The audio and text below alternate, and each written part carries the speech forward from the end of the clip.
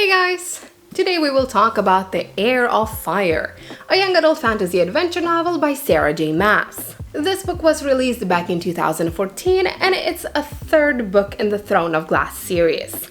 Without any further ado, we will start with a short synopsis of the book, then we will proceed to the non-spoiler review and wrap this video up with the spoilers.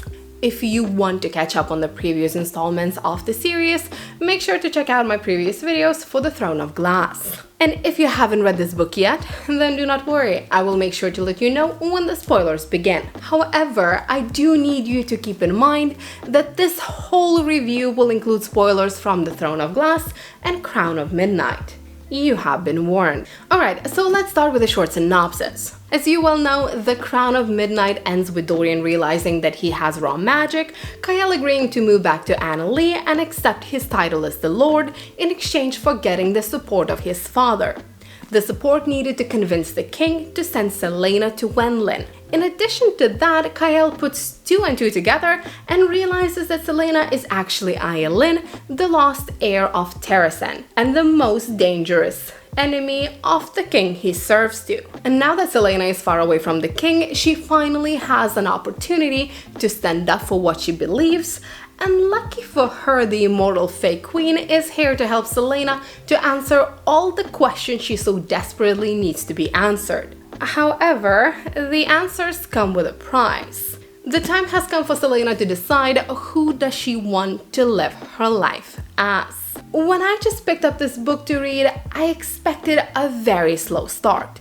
I more or less expected to be just following Selena in her grief and her loneliness, as well as to be completely cut off from the things happening back in Adarlan. Since Selena has left the continent, I have expected us to be forced to leave the people we knew and grew to like in Adarlan too. Honestly, since Selena-related plotlines opened up in Throne of Glass were more or less nicely closed up with Crown of Midnight, I thought it will take us at least 1/3 of the book to push her back into action. And yet I was so glad to realize that this is not going to be the case. The plot of the third book kicks off almost right away with the appearance of Rowan Whitethorn in chapter 2. And so from the very first pages, we have Selena back on the move. In this book, we follow 4 main plot lines. We follow Selena in her quest of trying to prove herself to the immortal Queen Maeve and earn her way to Doranella, the ancient Fae city, as well as we mend her broken heart after the death of Nehemia and the breakup with Kyle. Back in Adarlan, we follow Dorian in his attempts to understand and suppress his magic,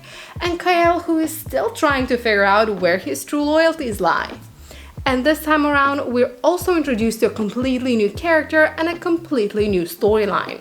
We meet Manon Blackbeak, an heir of one of the witch clans. Manon is cruel, disciplined, and deadly.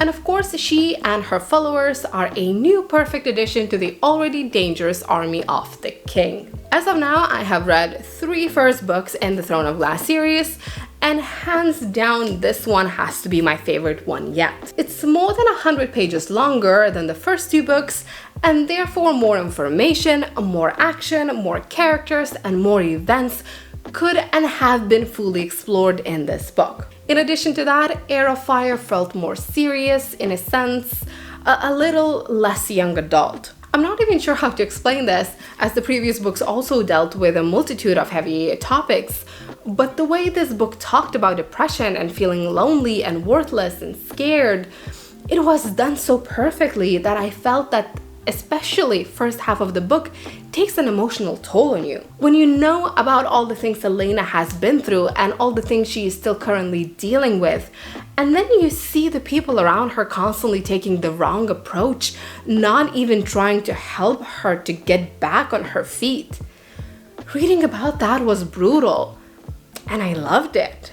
And on this note, we will move to the spoiler review so we can talk a little more freely about the things that are happening to our favorite characters. If you haven't read this book yet, now it's the perfect time for you to click off this video.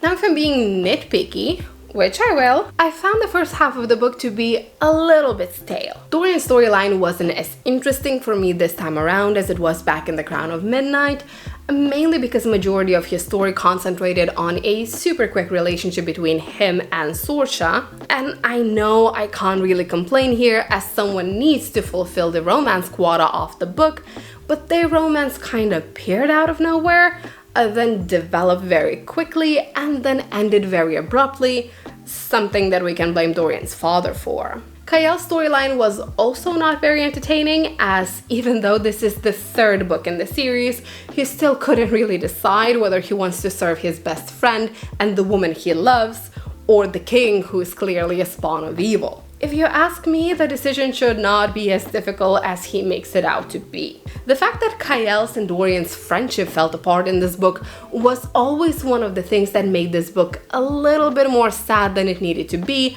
at least for me. After the second book, I did truly believe that their friendship is above the petty arguments, and yet in this book, neither one of them really trusts one another, which is truly a pity. And probably the biggest reason why I found the first part of the book to be rather slow is because for me it was very boring to read about Manon. And don't come attacking me, I grew to understand her, and to an extent I even grew to like her, but not really because of who she is, but because of how she interacts with Abercrombs.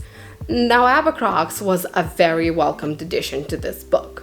Manon, on the other hand, I hope that the future books will do her justice, but as of now I had to fight my wish to skim through her chapters in order to go back to Celaena's story, which for me was definitely the highlight of the book. In the very beginning of this book, Celaena goes off the rails big time. But that is completely understandable. After everything she has been through, after being forced to serve Arobynn, then being a slave, and then being dragged out of the slave camp just to serve the king, for the first time she had a couple of weeks just for herself.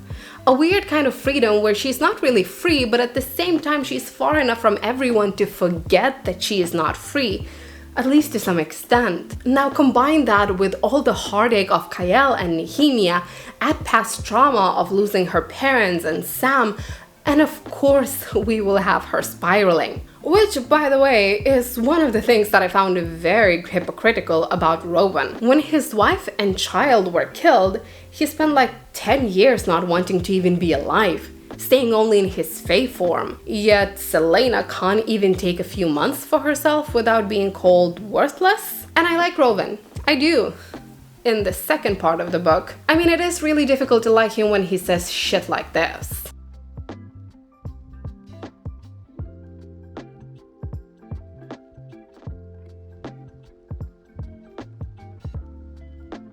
As I have mentioned in my video about Crown of Midnight, there were few things that I got spoiled before I started reading the series, and one of them was the importance of Rowan in Celaena's life. So when Rowan finally showed up in the series being such a douche, I was surprised to say the least. I mean, you often get these standoffish guys in the books who behave all tough but are actually cutie pies at heart, but Rowan, man, he was just cruel.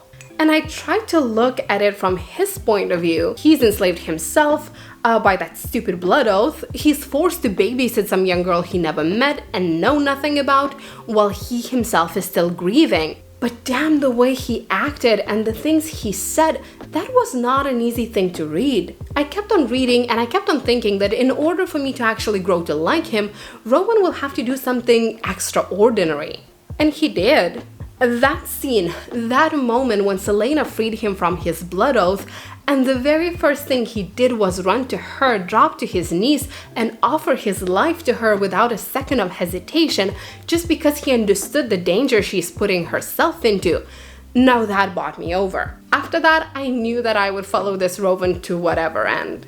And yes, I know, even before that, he was slowly becoming more agreeable by changing his attitude and by establishing this respectful partnership and even friendship with Celaena. But that moment was the moment I forgave Rowan everything. And when you think about it, Rowan is the first man, well, male, who truly isn't afraid of Celaena. Unlike Dorian or Kael, he welcomes the darkest parts of her. He understands her need for vengeance and violence. and oh boy did I love it. While I did appreciate the relationship Selena had with Kyle, and even though she and Rowan are not romantically involved, for the first time it really felt like Selena met her equal. Overall, I just have to give a shout out to Selena, or I guess from now we have to call her Island, and her powers.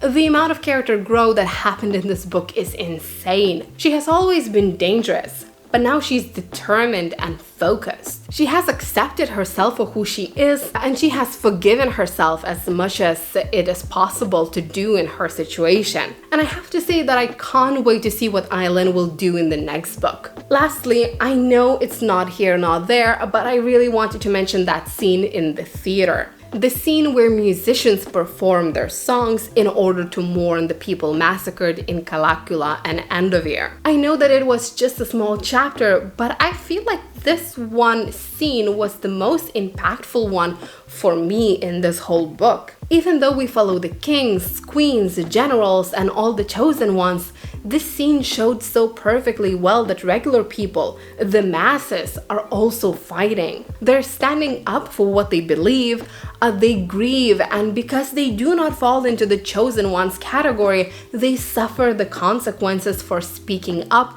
and are never mentioned again. In my eyes, with every book the Throne of Glass series becomes stronger and more established in its world building. It becomes bolder with its subject matter, and it dares to introduce us to the characters that are not just inherently bad or good. And let's be honest, these are the characters that are most interesting to read about. But that's just my opinion. What about yours?